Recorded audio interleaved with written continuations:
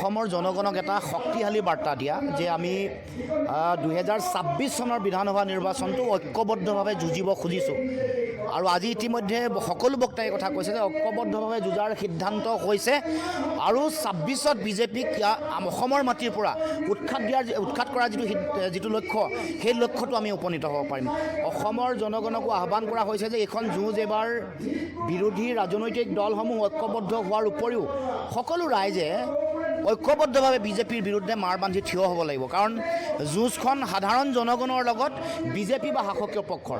কাৰণ বিজেপিয়ে যিমান অন্যায় কৰিছে, যিমান সংবিধানক সংকটত পেলাইছে, মূল্য বৃদ্ধি, কৰ কাটল বহোৱা, স্বজন তোষণ, মুখ্যমন্ত্ৰী পৰিয়ালকেন্দ্ৰিক দুৰ্নীতি, সিন্ডিকেট ৰাজ, কমিশ্যন ৰাজে সমগ্ৰ অসম যেনেকৈ বিপন্ন কৰিছে, সাম্প্ৰদায়িকতা, ঘৃণা, বিভাজনৰ যি ৰাজনীতি, 6 জনগোষ্ঠীক জনজাতিকৰণ নিদিয়া, ভূমিহীনক পট্টা নিদিয়া, মাটি নিদিয়া, চাহ জনগোষ্ঠীৰ তেওঁলোকৰ সমস্যাসমূহ সমাধান নকৰা, জনজাতীয় ৰাইজৰ মাটি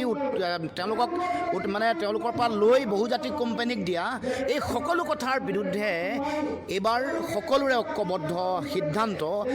আমি ৰাইজক আশ্বস্ত কৰিব খুজিছোঁ, আমি বিৰোধী ৰাজনৈতিক দলসমূহ আমি ঐক্যবদ্ধ হ'ম আৰু 26ত ৰাইজ মাৰ বান্ধি ওলাই আহক বিজেপিক অসমৰ মাটিৰ পৰা উৎখাত কৰিবৰ কাৰণে। এয়াই হ'ল মূল লক্ষ্য। এই লক্ষ্যৰ উদ্দেশ্য লৈ আজি এই নাগৰিক অভিৱৰ্তন আয়োজন কৰা হৈছে। গুৱাহাটীত হৈছিল, নগাঁৱত হ'ল, এইবাৰ ডিব্ৰুগড়।